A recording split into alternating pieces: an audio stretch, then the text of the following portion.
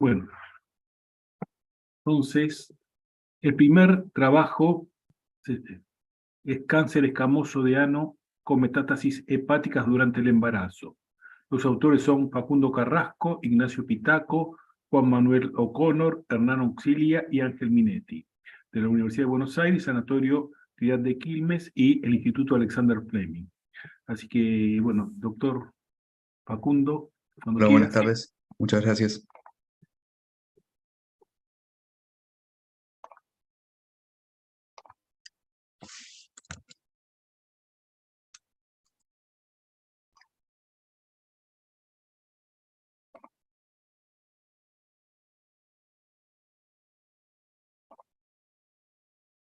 Muy bien, ¿se ve ahí?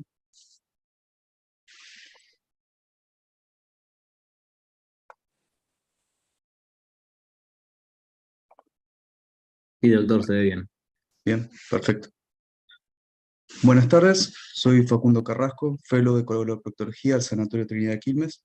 Primero quiero agradecer por permitirme realizar la presentación a la comisión directiva de la sociedad, al doctor Fernando Serra, Fernando Bugallo, al comité editorial de la revista por la publicación, con una mención especial al doctor Mariano Laporte, a mis jefes y mentores, doctores José Pitaco y Ángel Minetti.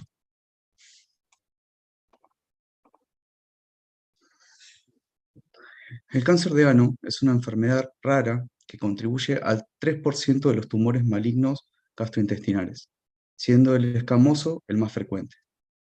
Desde fines del siglo pasado, se ha constatado un notorio aumento a partir de su relación con la infección por el virus de la inmunodeficiencia humana y el virus del papiloma humano. Datos de los Estados Unidos mencionan una incidencia de 10 a 15 cada 1 millón de personas. En el 2021 se estimaron unos 9.000 nuevos casos. Sin embargo, el riesgo de padecer la enfermedad y la mortalidad ascienden un 2 y un 3% por año respectivamente. A 15 a 1 millón de personas. Durante el embarazo, es frecuente el hallazgo de pacientes que padecen HPV genital y o anal. Es de progresión local y linfática. Raramente presenta metástasis a distancia y cuando ello ocurre, lo hace más frecuentemente en el hígado, pulmón y hueso. Como objetivo, se presenta el caso de una paciente con cáncer escamoso de ano metastásico en el embarazo, no asociado a HPV, que, salvo omisión involuntaria, no se han hallado publicaciones similares, motivo de la presente exposición. Paciente femenina de 27 años, sin antecedentes previos, que cursa 26 semanas de embarazo, consulta por dolor anal y proctorragia. Al examen físico, índice de masa corporal de 28 kilogramos metros cuadrados, se palpa el útero 2 traveses de dedos por arriba del ombligo y a la auscultación latidos fetales normales. En examen ginecológico, introito vaginal sin particularidades, al tacto cuello cerrado y centrado. En examen proctológico, hemorroides externas en hora 3, 6 y 7. Tacto dificultoso por dolor. En la región posterolateral derecha, a la altura de la línea pectínea, se tacta tumor exofítico redondeado, duro pétreo, de 4,5 centímetros de diámetro, fijo a planos profundos, musculares y fácilmente sangrantes. No se palpan adenopatías en ambas regiones inguinales. Como diagnóstico presuntivo inicial, cáncer de recto con compromiso de esfínter. Se solicita videocolonoscopía y resonancia magnética. En la videocolonoscopía, adyacente al esfínter, se halla lesión friable posterolateral derecha. Se toma biopsia. En la figura 1 tenemos una tinción con hematoxilina y eosina a un aumento por 200, donde se observa proliferación neoplásica de células epiteliales con macrocariosis, hipercromasia y pérdida de la polaridad nuclear, en campo citoplasmático acidófilo. En la figura 2, una tinción también con hematoxilina y eosina a un aumento por 400, se observan en detalles las características atípicas de la proliferación neoplásica. Las células exhiben un aspecto epitelial, disposición en capas cohesivas, no se evidencia queratinización y no se observa formación de microluces glandulares, lo que favorece a la presencia de carcinoma escamoso de tipo no queratinizante. Se realiza inmunohistoquímica que informa proteína P40, citoqueratina CK5 y proteína P16 positivas. Como diagnóstico, carcinoma escamoso pobremente diferenciado, infiltrante ulcerado. En la resonancia, en T1, un corte transversal, se observa una lesión isointensa en las partes blandas a nivel del recto entre las horas 10 y 11, que se extiende hacia la grasa mesorrectal, en relación o cercano a la cabeza fetal. Este es un corte coronal de una resonancia en T1. Se observa una lesión isointensa, limitada a partes blandas, dependiente del recto, que muestra un extenso compromiso de la grasa mesorrectal sobre el lado derecho.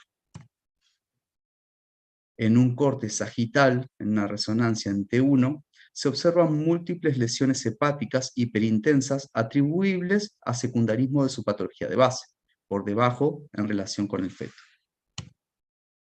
En Ateneo multidisciplinario se decide progresar el embarazo y madurar el feto hasta las 36 semanas, para su alumbramiento mediante una cesárea con exploración abdominal, luego restadificación. En la restadificación, con una tomografía con doble contraste, en un corte transversal, a nivel rectal, se observa en el mesorrecto lateral izquierdo adenopatía de 46 milímetros, señalado con esta flecha. En un corte coronal a nivel hepático, se observan múltiples lesiones metastásicas, hepáticas de mayor tamaño en comparación a la resonancia magnética realizada durante el embarazo, donde se destaca un nuevo nódulo en el segmento 7 de 15 milímetros, señalado con la flecha. En Ateneo multidisciplinario se decide iniciar el tratamiento con el esquema de carboplatino, AUC5, el día 1, y paclitaxel con 80 miligramos metro cuadrados, el día 1, 8 y 15. Esto por cada 28 días por un periodo de 24 semanas. Y laboratorio control los días 1 y 15. A 5 meses de iniciado el tratamiento, realizamos una tomografía axial computada por emisión de positrones, donde se encuentran cambios morfológicos involutivos. En la figura A se observa ausencia del radiotasador a nivel hepático. En la figura B, ausencia del radiotasador a nivel de conducto anal, con desaparición del tumor primario. A 10 meses, en examen físico y videocolonoscopía, se evidencia en el canal anal, en hora 6, lesión indurada de aproximadamente 20 milímetros. Se indica tomografía con emisión de positrones. En este PET, lo que se observa a nivel del parénquima hepático, una imagen nodular hipointensa con un aumento del metabolismo, localizada en el segmento 6 de 11 milímetros. En la figura 2, adenopatías hipermetabólicas, tanto en la cadena linfática ilíaca como inguinal, que podemos ver acá en la figura 3. Aumento de la actividad metabólica en la topografía anal a predominio izquierdo de 23 milímetros. Se inicia una segunda línea de tratamiento con capecitabina más oxaliplatinos por 3 ciclos. A 24 meses, control por PET, tenemos una ausencia del radiotasador con el tratamiento. Históricamente, el tratamiento del cáncer escamoso de ano ha sido mediante la resección abdominoperineal con colostomía definitiva. A partir de 1974, por una publicación que realizó Nigro con 3 pacientes, en el cual realizó tratamiento con fluoracilo, mitomicina más radioterapia, quedó establecido que el tratamiento de quimioterapia en la enfermedad localizada resultaba superior a la cirugía radical en cuanto a recidiva local, sobrevida global, periodo libre de enfermedad y necesidad de ostomía. En 1997, Bartelink y colaboradores publican uno de los primeros estudios randomizados en fase 2 con 110 pacientes reclutados, demostrando que el tratamiento mediante 5-fluorouracilo y mitomicina con radioterapia concomitante por 5 semanas en los pacientes con enfermedad localmente avanzada resultaba superior a la radioterapia sola en términos de respuesta completa, baja recurrencia local, alto control locorregional y largo intervalo libre de ostomías. En 2018, Kim y colaboradores publican el estudio EPITOPES HPV-02 con 66 pacientes reclutados. Es un estudio de un solo brazo en fase 2 de pacientes con cáncer escamoso de ano metastásico tratados durante 3 semanas con docetaxel, cisplatino y 5-fluoracilo. El mismo tratamiento se empleó con un esquema modificado durante 2 semanas con menor dosis de quimioterapia. Aunque no hubo randomización, los autores demostraron con este estudio que ambos regímenes lograron una similar sobrevida libre de enfermedad.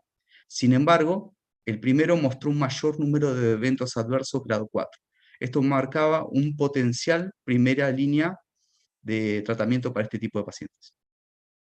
Más recientemente, en 2020, Rao y colaboradores publican el estudio INTERACT, un estudio multicéntrico randomizado en fase 2.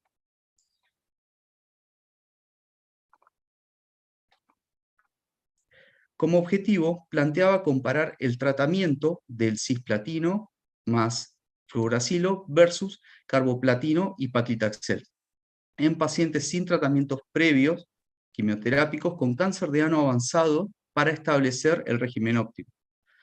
Como material y métodos, fue un ensayo aleatorizado, multicéntrico, abierto, internacional de fase 2, que reclutó 31 centros del Reino Unido, Australia, Noruega y los Estados Unidos. Los pacientes tenían una edad mayor a 18 años, con confirmación histológica de carcinoma escamoso epidermoide anal, metastásico o inoperable localmente recurrente. Se asignaron aleatoriamente 1 a 1 a un grupo que se medicó con 60 miligramos metro cuadrado de cisplatino endovenoso el día 1, más 100 miligramos metro cuadrado de fluoracilo los días 1 a 4 por 21 días. Y el otro grupo, carboplatino, AUC5, día 1, más paclitaxel de 80 miligramos metro cuadrados los días 1, 8 y 15, cada 28 días, durante 24 semanas fue el tratamiento, hasta progresión de la enfermedad, toxicidad intolerable o retirada del consentimiento. El esquema de carboplatino con paclitaxel mostró un mejor índice de respuesta objetiva, menores efectos adversos, la sobrevida libre de enfermedad fue de 8 versus 5,7 meses, la sobrevida global fue de 20 versus 12 meses respectivamente. Basados en estos últimos resultados, se ha elegido el esquema para nuestra paciente, que a los 24 meses muestra una regresión clínica y por imágenes. Como conclusión, se reporta un caso de cáncer de ano diagnosticado durante el embarazo. Se destaca la baja frecuencia de esta enfermedad como neoplasia asociada o diagnosticada durante el embarazo, con el agregado de la enfermedad metastásica de inicio. El tratamiento con el esquema de paclitaxel y carboplatino en primera línea y de capecitabina con oxaliplatino en segunda línea, muestran un control de la enfermedad 3 años de inicio del tratamiento. Bueno, muchas gracias, doctor Carrasco. Antes de pasar a la discusión del caso presentado, va a haber 2 comentadores del trabajo, el doctor Carballo y el doctor Borges. Doctor Borges, ¿quiere comenzar usted?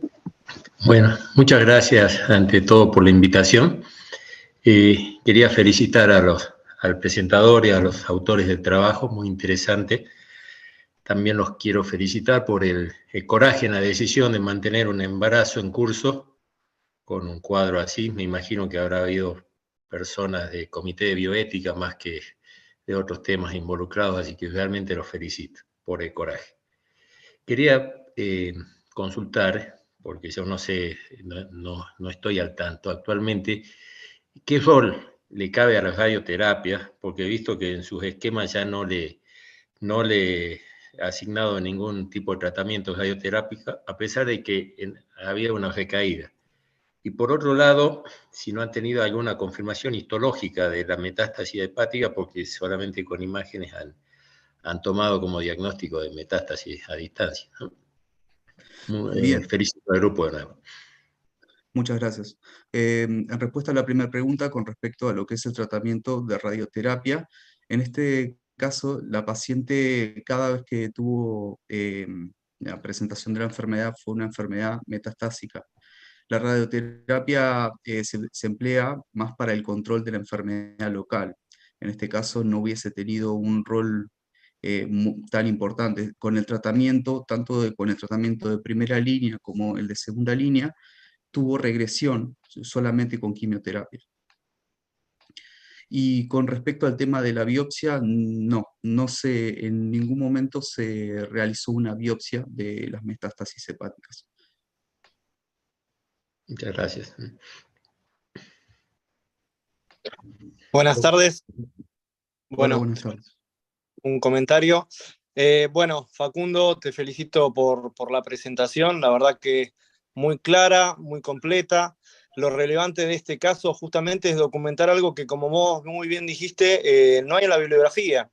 Si bien uno busca cáncer y embarazo, el cáncer de ano prácticamente no aparece en las publicaciones, aparece el cáncer colorectal, de recto o de colon, como más infrecuente, pero de ano no hay, y mucho menos metastásico. Así que muy buena la presentación, muy original. Obviamente acá destaca el tratamiento en equipo multidisciplinario, porque como bien dijiste y comentó hace un ratito el doctor Borges, tomar la decisión de proseguir con el embarazo, esperar, depende mucho del estado de la paciente, el trimestre del embarazo, que si bien en el segundo y tercer trimestre se podría iniciar el tratamiento quimioterápico, si se puede esperar da mayor seguridad.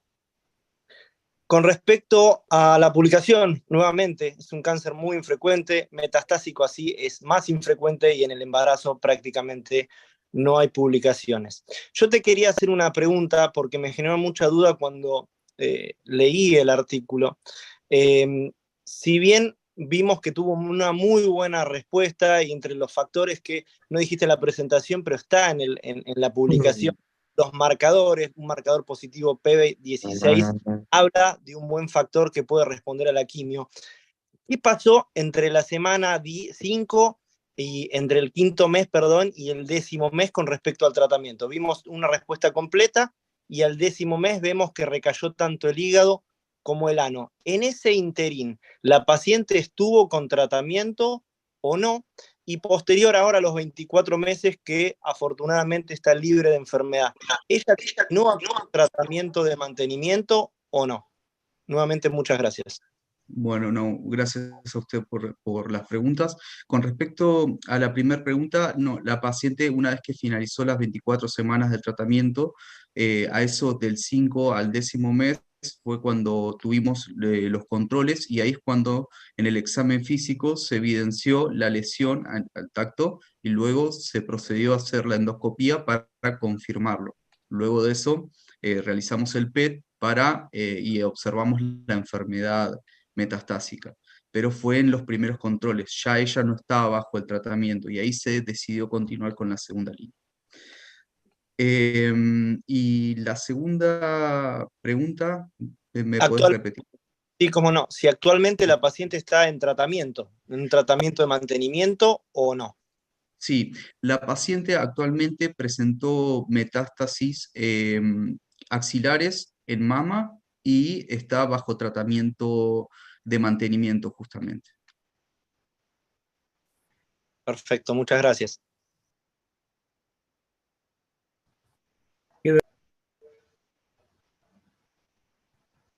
Queda abierta la discusión, si alguien quiere hacer algún comentario.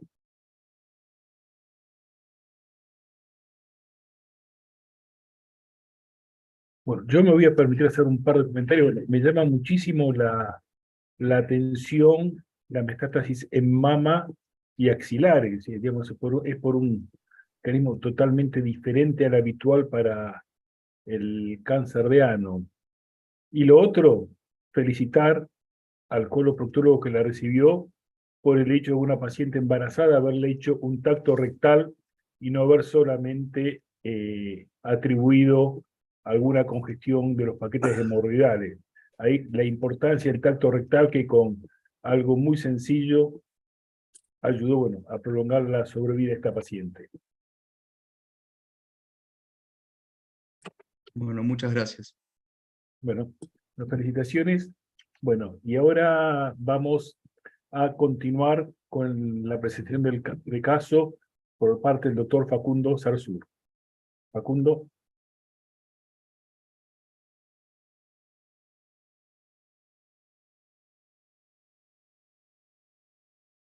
Buenas tardes.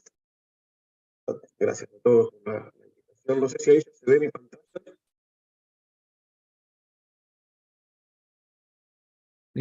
Ahí sí. Ahora sí, perdón que cierro acá. Ahí se ve, ¿verdad? Sí, efectivamente.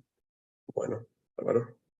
Bueno, empiezo por agradecerles a la sociedad por la invitación al servicio a participar en esta sesión de hoy. Nos convocaron para una presentación de caso clínico. Mi nombre es Facundo Zarzur, soy fellow de tercer año Sanatorio Méndez, coloproctología.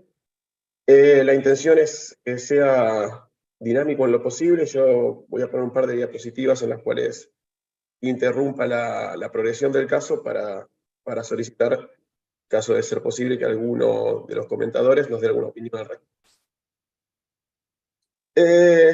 Para dar inicio, es un paciente masculino. En noviembre de 2020 ingresa al servicio de proctología con 53 años. Antecedentes patológicos, es obeso mórbido con un índice de masa corporal de 55 kilogramos por metro cuadrado. Antecedentes patológicos de apnea de sueño, una apendicectomía convencional en 1974 y una colectomía derecha con ostomía a cabos divorciados practicada ese mismo año en marzo del 2020. El paciente que recibimos, como decía, en noviembre de 2020 consulta el servicio con la intención de reconstrucción del tránsito intestinal, solicitando la reconstrucción del tránsito con una iliotransverso anastomosis. En el interrogatorio dirigido encontramos como antecedentes de relevancia que en marzo de 2019 ya había tenido una consulta clínica por anemia ferropénica, que se había desestimado en aquel momento en clínica médica, y en septiembre de 2019 una caída de propia altura motiva una tomografía. Comparto la imagen de esa tomografía, a la cual le habían restado importancia, habían atribuido esta imagen hipodensa, interpretada como una colección posterior al trauma por caída de propia altura, restándole importancia. En febrero del 2020, ya acercándose al momento en cual lo conocemos, consulta nuevamente por guardia por dolor abdominal y alteraciones del tránsito intestinal como primer síntoma. Intercurre en ese momento, bueno, lo que todos recordaremos, la emergencia sanitaria de COVID, lo cual cambia un poco los planes. Se había solicitado en ese momento una colonoscopía diagnóstica, fue suspendida por la emergencia sanitaria de COVID. Acá un poquito, no sé si recuerdan, la aparición de múltiples noticias y distintos reportes y cambios de conducta y sistemáticas que buscaban paliar la emergencia sanitaria. Resumí un poco lo que las guías internacionales, fue resumido por la Asociación de Cirugía, en las recomendaciones que se daban en aquel entonces. Recuerdo que es marzo de 2020. Las guías internacionales suspendían o proponían suspender toda actividad quirúrgica programada no oncológica, priorizando los casos oncológicos, pero no operando todos ellos, incluso aún siendo oncológicos, sopesando la mortalidad oncológica sobre la mortalidad posible por el virus incipiente. Se suspendían las consultas externas, como recordarán, y a pesar de que no se recomendaba modificar la técnica quirúrgica, había cierto debate en torno de los riesgos y beneficios del abordaje laparoscópico. En lo que nos compete en nuestra sociedad o en nuestra subespecialidad, en cáncer de colon no metastásico empezaron a aparecer muchos trabajos en los cuales se sugería la quimioterapia de inducción o hacer neoadjuvancia en cáncer de colon. Y en tumores metastásicos, sin complicaciones de primario, hacer tratamiento sistémico inicial. En cáncer de recto, que requieren neoadjuvancia, se sugería hacer radioterapia de ciclo corto para evitar que los pacientes estén tanto tiempo en los hospitales. Y en cánceres de recto que habían terminado la neoadjuvancia, prolongar el intervalo entre la radioterapia y la cirugía. En cuanto a las recomendaciones de endoscopía, se habían suspendido en aquel entonces, recuerdo nuevamente que es marzo del 2020, todo procedimiento endoscópico electivo para optimizar recursos y, bueno, lo mismo, disminuir la exposición del personal de salud y reducir la circulación de pacientes. En ese momento, la endoscopía gastrointestinal se limitaba a procedimientos de urgencia, emergencia y pacientes oncológicos. Hago mi primer pausa acá, abierto al auditorio a escuchar opiniones, a ver si en aquel entonces, por esta situación epidemiológica, algunos de ustedes o sus respectivos servicios habían modificado las conductas y si mantuvieron alguna de ese tipo de conductas que modificaron por la pandemia hasta la actividad actual. Doctor Minetti. Hola, buenas noches. Muchas gracias por permitirme participar. Facundo, primero, bueno, es interesante el trabajo que presentás, pero hay dos cosas que me interesaría saber. La primera es, la colectomía derecha fue por cáncer, supongo, y si fue por cáncer, ¿cuál era la anatomía patológica y el estadio de este paciente? Y la segunda, lo primero que se me ocurrió en la cabeza cuando vi esa imagen, es si no descartaron una recidiva local. Y si tenía marcadores y seguimiento entre el periodo de la resección y el que tuvo después. Y si la anatomía patológica mostró algún tipo de tratamiento, necesidad de algún tipo de tratamiento con quimioterapia. Si es que era un estadio 3. Gracias. Bueno, buenas tardes, doctor. Gracias por el aporte. No llegué todavía, ordené un poquito distinto el caso clínico. Quiero recordar que acá estoy en marzo de 2020, estoy previo a la cirugía. No llegué todavía a la colectomía derecha, la coloqué como un antecedente para que se entienda cómo lo recibimos, pero en este momento que estoy hablando en marzo de 2020, el paciente lo único que tenía era esa imagen hipodensa en la tomografía, que se ve interpretado como una colección posterior a su traumatismo con su caída de propia altura. Por ahí es un confundidor el tema de la colectomía derecha, fue posterior a esto, 6 meses después del momento en el cual estamos hablando. Perfecto. Ahora, cuando avance el caso, de hecho, lo que siga van a ser las diapositivas que respondan a las preguntas del doctor, por eso no me adelanté. Pero bueno, ahora es lo que viene a continuación, así que ahí les contaré lo de la colectomía derecha. Facundo, el doctor Carballo quiere hacer una pregunta. No, bueno, sigo tu presentación, ¿sí? Con respecto a esta pregunta, si tuvimos en el servicio algún cambio de conducta frente al COVID, la respuesta es que no. O sea, se retrasaron muchísimo las cirugías de patología benigna, reconstrucción, pero no modificamos los esquemas de tratamiento de pacientes oncológicos. Lo que sí se vio es que se perdieron de seguimiento muchos pacientes porque por temor a la consulta no seguían el seguimiento, valga la redundancia, habitual. Entonces lo que vimos fueron pacientes con patología oncológica más avanzada, pero no cambiamos el esquema terapéutico por la pandemia en sí. Perfecto, muchísimas gracias por la colaboración. No sé si alguien más quiere decir algo al respecto, les cuento mientras tanto lo que hicimos nosotros en el servicio en aquel entonces, que creo que muchos de los servicios hacían lo mismo. El único cambio, seguimos haciendo cirugía laparoscópica, obviamente la patología benigna pasó a un tercer plano. También es cierto que llegaron pacientes posteriormente mucho más avanzados, por esto mismo que decía el doctor, de que se perdían en el seguimiento. Lo que sí hacíamos al principio, sobre todo de la pandemia, es colocar los filtros con trampa de agua para eyectar el neumoperitoneo como única medida, además de las medidas del EPP y todas las cuestiones que aprendimos de la pandemia, barbijo N95 y todo esto que fuimos aprendiendo, ¿no? Avanzo un poquito en el caso y ahora voy a llegar al momento de la colectomía derecha. Como dije, la emergencia sanitaria de COVID se interpuso entre el paciente y su colonoscopía.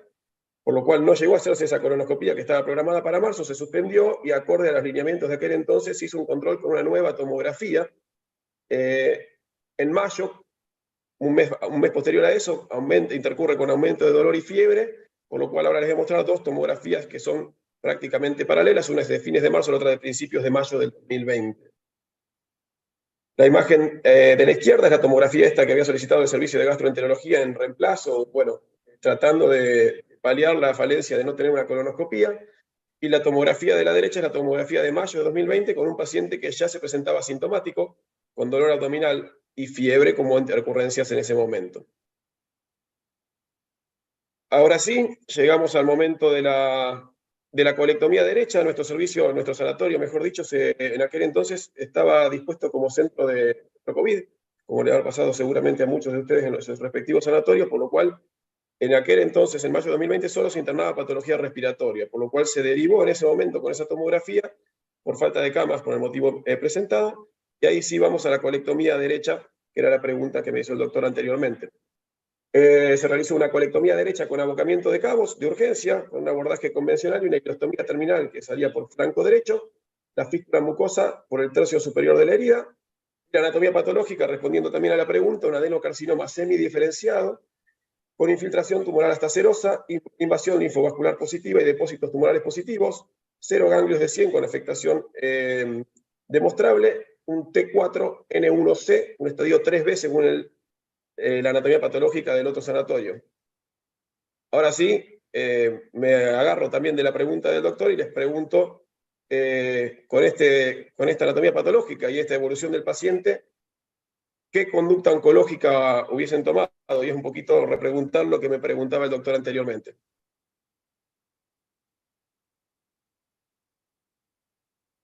¿Alguien quiere contestar?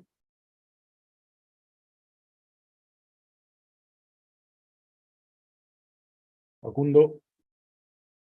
Avanzo en el caso clínico.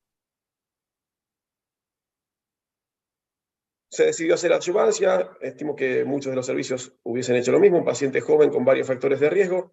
El esquema propuesto fue con capecitabina, oxaliplatino, se completaron los 8 ciclos propuestos con buena tolerancia.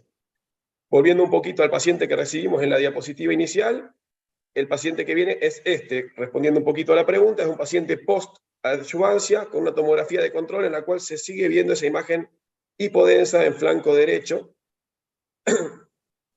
Y ese es el paciente que recibimos en la consulta en el servicio de proctología. Un paciente que venía con la intención, después de haber terminado su adyuvancia, de reconstruirse el tránsito con ileostomía y una fístula mucosa a cabos divorciados, después de haber terminado la adyuvancia por este tumor localmente avanzado, según la histología de la cirugía previa. Le pedí en ese momento en el consultorio una tomografía de control en la cual la imagen, esta hipodensa, sigue aumentando de tamaño en flanco derecho. ¿Sí? Esta tomografía es de cuando nosotros recibimos en el servicio. Ahora sí vuelvo al inicio del slide, que es noviembre de 2020, este es el paciente que recibimos nosotros. Y ahí me gustaría preguntar, viendo toda la progresión y las imágenes que tenemos desde 2019, ¿cómo interpretan esa colección que estaba incluso desde el prequirúrgico, antes de la cirugía original de la colectomía derecha de mayo de 2020? Ángel. Bueno, es un T4, es un estadio 3, pero con un T4. Yo preguntaría si hicieron marcadores tumorales de control en el posoperatorio, y a pesar de que sea una imagen que pueda tener contenido líquido, yo lo primero que pensaría es que es una recidiva local en un cáncer de colon derecho con T4. Quizás si los marcadores fueran normales, agregaría un PET scan, y si fueran elevados también para descartar metástasis a distancias y reevaluar si se justificaría una resección local de las metástasis. En una de las que vi, me pareció ver un asa de intestino delgado muy pegada a la lesión. Dejo la imagen por las dudas para dejarla a la vista. En respuesta a la estadificación, la tomografía obviamente es una tomografía, una PANTAC, en la cual no había imágenes en órganos sólidos. La única imagen que persiste y que siguen informando es esta imagen que los tomografistas, los radiólogos la describían como una colección siempre está descrita como una colección, hipodensa, que en las últimas dos, que son las que están en la pantalla, en el corte axial, realza con el contraste periférico. Ese es el informe tomográfico de todas, de las múltiples tomografías, lo interpretaron como una colección. Los marcadores tumorales estaban elevados, el control oncológico previo a que nos viene a ver a nosotros ya habían normalizado. También hay una diapositiva más adelante en la cual se ve la curva de marcadores, pero bueno, no quiero adelantarme mucho en el caso para no confundir. Facundo, el doctor Carballo quiere hacer una pregunta. Perfecto. Levantó la mano. No, era comentar justo lo que preguntó el doctor Pineda, frente si habían controlado con marcadores y si habían postulado la posibilidad de un PET. Desde mi punto de vista, si los marcadores estuvieran elevados, bueno, es claro que es una recaída local de probablemente un implante de mucina por el contenido líquido que impresiona la imagen, pero frente a la persistencia de la imagen, más allá de que todos los estudios sean negativos, yo creo que se impone una exploración de esa imagen frente a la reconstrucción. Si esto se tratase de algo negativo y es una colección, se drena, y si es algo positivo, bueno, ahí se postula si se prosigue con una conducta de reconstrucción o de resección oncológica. Perfecto, muchísimas gracias, doctor. Nosotros fuimos por ese camino en busca de determinar el estirpe de esta masa, hasta ahora una colección líquida en la ubicación del colon derecho. Solicitamos al servicio de percutáneo una punción en busca de tener algún diagnóstico histológico. Entonces, perdón que ahí está. En enero de 2021 fue esta punción diagnóstica de esta imagen hipodensa en flanco derecho, y bueno, coincidente con la impresión diagnóstica que había tenido en la imagen del doctor, se ve mucina extracelular con colgajos celulares de necrobiosis vinculables con pseudomixoma peritoneal. Diagnóstico citológico de la punción que tuvimos en enero del 2021. Haciendo un resumen, porque es un caso un poquitito largo, tenemos el paciente masculino de 53 años con el adenocarcinoma de colon localmente avanzado. Recuerdo el BMI de 55, una altura de 1,85 y 147 kilogramos de peso. En la estadificación habíamos usado la pantomografía, que ya fue detallada recién, con solamente esa imagen patológica, sin imágenes en órganos sólidos, y un tratamiento oncológico posterior a la colectomía derecha con capecitabina y oxaliplatino de manera completa. Ahora sí, abro la discusión por última vez, antes de proseguir con el caso, con este diagnóstico citológico, ¿qué conducta tomarían previo a la potencial reconstrucción del tránsito, que era por lo que venía nuestra paciente inicialmente? Doctor Carballo, usted levantó la mano. Sí, gracias, Fernando. No, yo lo que destacaría es que yo no lo hubiese punzado a este paciente, justamente ante la sospecha de una lesión mucinosa y la posibilidad de que eso genere más diseminación, nunca lo hubiese punzado.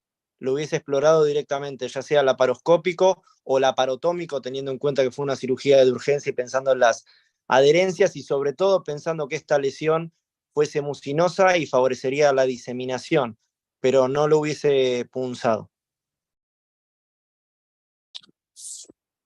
Perfecto, fue debatido exactamente lo mismo, el hacer o no hacer la punción en busca de determinar la estirpe de esa colección. La punción se hizo de manera diagnóstica, no a modo de drenaje percutáneo, sino para tomar una muestra de citología. Con esa citología nosotros programamos la cirugía. No sé si alguien más tiene algún comentario antes de que avance con el caso. Federico, levantaste de nuevo la mano. No, perdón, quedó levantado. Gracias por la aclaración. Perfecto, bueno. Avanzando con el caso, obviamente, paciente complejo, como nosotros presentamos tenemos Ateneos de coloproctología con todos los servicios involucrados. Fue presentado en el comité de tumores con este estatus actual. Se definió ir por la cirugía de citorreducción más terapia hipertérmica, ¿sí? Citorreducción más IP, que eso fue lo que programamos en el paciente. Adelanto un poquito con respecto a esto de la punción diagnóstica, fue bastante controvertido después de haber encontrado mucina. Lo que hicimos fue la resección del trayecto de la punción, incluirlo en la pieza quirúrgica. Obviamente se pidieron estudios prequirúrgicos actuales para llegar a una cirugía programada lo más completa posible. Tenemos la tomografía de marzo, o sea, posterior a la punción esta diagnóstica, en la cual la colección obviamente persistía en esa ubicación. ahora ya con diagnóstico de un pseudomixoma peritoneal. Se solicitó la revisión de tacos. No sé si recuerdan que en el informe anatomopatológico original no hablaba de mucina extracelular, hablaba simplemente de un adenocarcinoma semidiferenciado. Lo que agregó en la revisión de tacos fue esta mucina extracelular, que por ahí nos hubiese ayudado a lo que charlábamos recién de evitar la punción. Se realizaron obviamente estudios prequirúrgicos, porque fue operado en urgencia, veda y colonoscopía, que él no tenía. La colonoscopía es completa hasta el ostoma, con pérdida de patrón vascular, obviamente por desfuncionalización, pero sin lesiones mucosas. Así llegamos a abril de 2021, fecha en la cual se programó la cirugía de citorreducción más IPEC. Utilizamos el índice de carcinomatosis peritoneal, perdón, el PCI, lo que se usa en los estándares internacionales, un PCI score de 12. Respondo un poquito, interrumpo acá mi presentación con la pregunta de la laparoscopía exploratoria. Al interpretarlo como un pseudomixoma peritoneal y el tener que hacer sí o sí citorreducción, interpretamos que era innecesaria la laparoscopía exploratoria. En cualquier otro estirpe tumoral, posiblemente sí hubiésemos hecho una laparoscopía exploratoria para justamente tener este PCI previo a la cirugía grande. La citorreducción fue completa. La resección incluyó, fue multivisceral, con un nódulo en región gastroepiploica, una enterectomía por 2, colectomía segmentaria del colon transverso que salía a modo de fístula mucosa, obviamente la aumentectomía, colecistectomía, peritolectomía total, y quedó con 2 anastomosis, una entero anastomosis por la resección de intestino delgado, y una ilio transverso, que era lo que motivaba la primera consulta, la reconstrucción del tránsito. Algunas imágenes del lecho de la resección, con esa masa tumoral que terminó siendo la lesión mucinosa. Ahí en comparativo con la imagen axial y coronal de la tomografía y la imagen de la pieza quirúrgica. Utilizamos la técnica de IPEC abierta con técnica de domo, no sé si están familiarizados, las dos variantes abierta o cerrada. Nosotros utilizamos con la ayuda de la gente del ROFO la técnica de IPEC abierto o de domo, ¿sí? Y la terapia hipertérmica propiamente dicha, la infusión fue hecha con una cámara de circulación extracorpórea que nos prestaba la gente de cirugía cardiovascular. El tiempo quirúrgico fueron 14 horas, la resección visceral lo ya hablado, 2 anastomosis, como dije, la técnica abierta de IPEC y el esquema utilizado después de haber usado Capox en la adyuvancia, y esto también definido en conjunto con oncología, fue mitomicina 40 miligramos por 60 minutos y otros 30 minutos con la mitad de dosis. En la anatomía patológica de esta cirugía, todas las masas fueron implantes de adenocarcinoma con mucina extracelular, a excepción de la enterectomía, esta que hablamos, que motivó la enteroanostomosis, que era un tumor neuroendocrino bien diferenciado grado 1 como hallazgo, ¿sí? Además, toda la misma estirpe tumoral. La evolución postquirúrgica se fue de alta sanatorial al día 13 como una intercurrencia. Recordemos que estábamos en plena pandemia COVID, hizo FIEDE al día 2, hisopado positivo para COVID, fue su única intercurrencia. Ahora, respondiendo un poquito a la pregunta de los marcadores tumorales, nosotros usamos CA19-9 y CEA en el seguimiento trimestral de este paciente, y se vio la recaída bioquímica en el mes 24 postquirúrgico, lo que decía que, bueno, volviendo al inicio de la presentación, los marcadores tumorales estaban elevados, prequirúrgico, habían normalizado posterior a la adyuvancia, y este repique, este aumento del CEA y CA19-9 nos motivó a pedirle nuevos estudios de estadificación, ¿sí? Se seguía con marcadores y con tomografía semestral, como está estipulado en las guías, la última en mayo de 2023 sin hallazgos patológicos. Solicitamos estudios dirigidos en busca de una nueva lesión. En este caso se pidió VEDA y BCC. Interrumpo acá para recordarles que hace 2 años le habíamos hecho VEDA y BCC completas, ambas sin hallazgos patológicos. En la VEDA habla de 2 lesiones exofíticas, ambas adenomas túbulo-vellosos con displasia de bajo grado, pero en la colonoscopía, y a 40 centímetros del margen anal, una lesión mamelonada, friable, que ocupa el 75% de la circunferencia. Puse una foto relativamente significativa, una imagen bastante sospechosa, cuya biopsia vino adenoma con displasia de alto grado.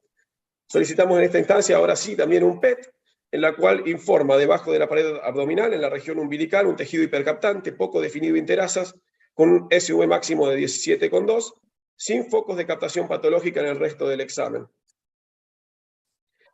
Ahora abro a discusión porque este es el paciente que tenemos en el día de hoy. O sea, Este paciente, estos son los estudios que tenemos hasta hoy, se le pidió una resonancia para caracterizar el compromiso de esa lesión centroabdominal con respecto a las vísceras circundantes, obviamente. Así que a partir de ahora abro nuevamente a discusión, a ver qué conducta tomarían. Repito que a partir de ahora en adelante no hay nada hecho porque esto es al día de hoy.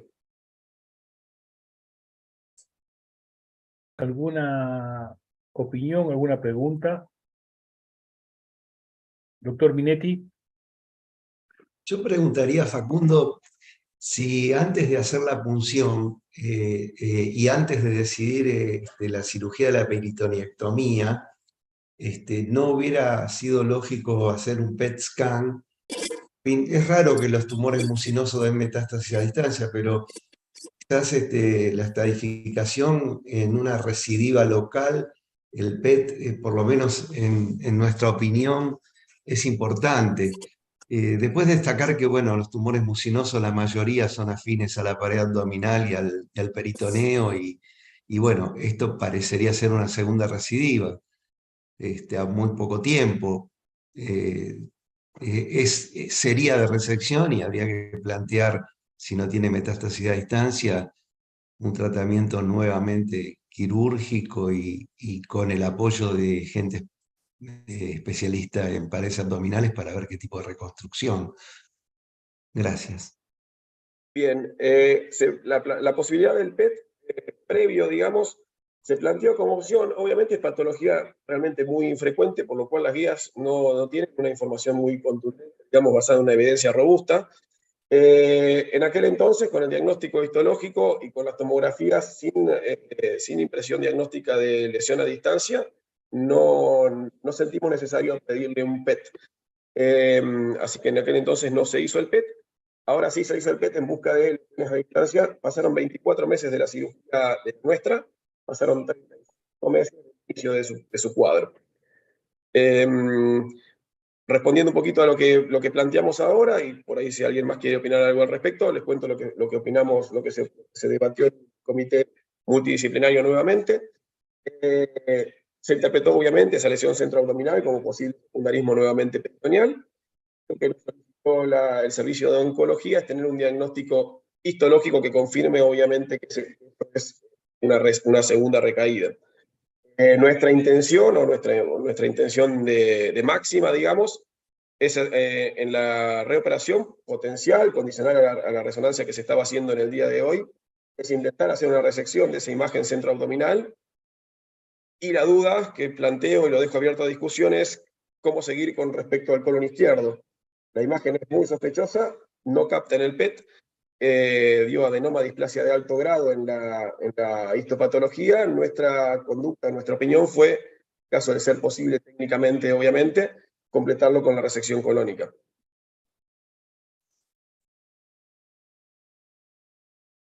Doctor Minetti. Respecto a la lesión del colon izquierdo, yo me olvidé de aclararlo. Yo no descartaría que esa lesión del colon izquierdo sea un compromiso más de metástasis a nivel del colon izquierdo extraluminal y que la biopsia sea algo parecido, pero difícilmente, teniendo una colonoscopía anterior, yo esto lo asociaría como un segundo primitivo. Lo primero que pensaría es que se trata de un implante más a nivel del colon izquierdo, que lógicamente va a tener que ser de resección. La pregunta es por qué no captó con el PET scan, pero pensaría más en un implante más de los tantos que dan el carcinoma con característica de mucina. Sí, perfecto. Es el debate que se daba. La verdad que la lesión endoluminal parece bastante marcada, o sea, sería raro que sea un implante extraluminal con tanta repercusión endoluminal. Los gastroenterólogos tenían la certeza de que la histopatología iba a ser de malignidad, pero bueno, la displasia de alto grado medio que complicó un poquitito la decisión. Nuestra opinión es coincidente con lo que dice el doctor Minetti, es intentar hacer la resección colónica de esa porción, obviamente, sin médico. Facundo, te hago una pregunta. ¿Cuándo fue la última videocolonoscopía? Esta colonoscopía tiene 10 días. No, perdón, la anterior. La anterior fue la que hicimos en los estudios prequirúrgicos al EPEC, o sea que fue en marzo del 2021. tiene 2 años. Raro un crecimiento tan importante. Totalmente, nos descolocó por completo, no esperábamos porque era completa la colonoscopía previa, por eso yo lo remarqué cuando lo dijimos, llegaba hasta el ostoma, era una colonoscopía completa con buena preparación y que no veía ninguna lesión mucosa. Llama mucho la atención para que sea una lesión de intervalo. Por el tamaño que tiene. Sí, así es. Fue sorprendente el hallazgo endoscópico, no esperábamos que haya este tipo de lesión tan cerca del anterior, obviamente, ¿no? Lleva un poquito más de 24 meses desde la colonoscopía previa que fue completa. Y es cierto, bueno, lo que decía el doctor Minetti, que también nos llama la atención que el PET no capta, solo capta centro abdominal en esta lesión que estoy mostrando. ¿Alguien más quiere opinar? Una pregunta. Si han hecho alguna reconstrucción vascular en la tomografía para ver la irrigación del colon restante, porque tiene una colectomía derecha, después ustedes resecaron el transverso y ahora se postula la resección del colon izquierdo, tal vez tendríamos que pensar en hacer una colectomía total. Correcto. No tenemos la reconstrucción de la última tomografía. La resección que hicimos en la cirugía del IPEC fue una resección segmentaria de lo que salía como ostoma, no es una resección muy amplia, por lo tanto tiene casi la totalidad del transverso del paciente, y lo que estábamos barajando como posibilidad era hacer una resección, en este caso posiblemente sin anastomosis, pero bueno, condicional a cuánto logremos entrar a esa cavidad. No sabemos si tenemos la capacidad técnica de llegar de manera segura a la resección colónica. De todas maneras, creo yo, y esto es una opinión, también lo dejo abierto a discusión, si la resección de esa masa centroabdominal no puede ser completa, ya no tiene mucho sentido la resección colónica. Así que, bueno, eso también es un poco lo que condiciona la opción quirúrgica, es la resección que podemos hacer de esa masa centroabdominal, ¿no? Completa. Ángel, otra... Sí, Facundo, viendo la imagen de la tomografía y viendo el PET y la hipótesis de que no captó, a mí me parece por la altura de ese corte, no es improbable que el colon izquierdo esté pegado a la masa tumoral y que lo que se ve en la endoscopía sea parte de la infiltración de la masa tumoral al colon izquierdo. No lo veo con contraste, no sé si me estoy equivocando o no, pero no descartaría esa posibilidad. Si fuera un implante como parece, lo vascular sería secundario porque este enfermo merecería una resección segmentaria con preservación de la irrigación, porque ya la otro planteo sería hacer una colectomía total, si uno liga la mesentérica en forma total como para hacer un vaciamiento linfoganglional. Y lo otro que te preguntaría, no sé si los oncólogos han pensado en algún tipo de neoadyuvancia. Es nada más como pregunta, gracias. Bueno, muchas gracias por el aporte nuevamente. La imagen, puse una sola imagen porque un caso largo no quería confundir con tanta imagen. En las tomografías parece haber cierta distancia entre esta masa centroabdominal y el colon.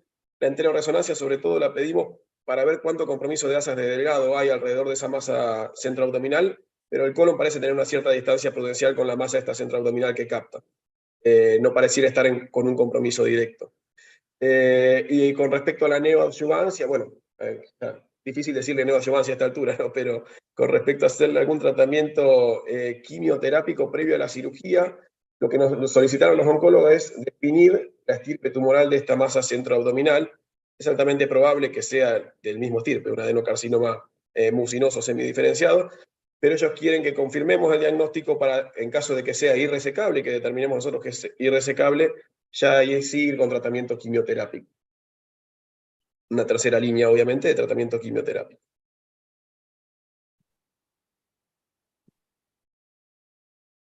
Perfecto. ¿Alguna otra pregunta? ¿Alguien quiere hacer un comentario? Bueno. Facundo, bueno, un excelentísimo caso.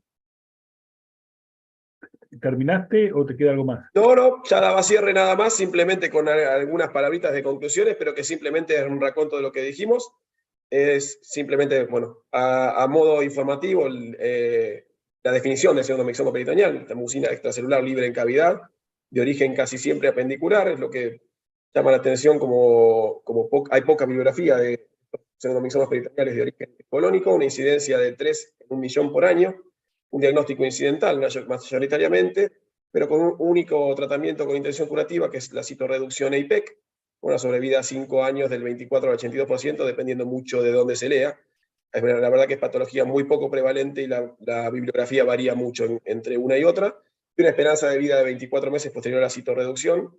Como última conclusión o comentario, lo que está ahora en evaluación permanente es el beneficio oncológico de la quimio hipertérmica, o si la citorreducción sería suficiente, lo mismo que nos pasa con cáncer de colon. Así que, bueno, lo que restará ver en los próximos años son los trabajos que están en curso, a ver si es necesario o no hacer quimio hipertérmica en este tipo de pacientes. Ahora sí, es toda la presentación. Muchas gracias por el tiempo y escucho comentarios, preguntas, lo que tengan para aportarme. Muchas gracias. ¿Algún otro comentario?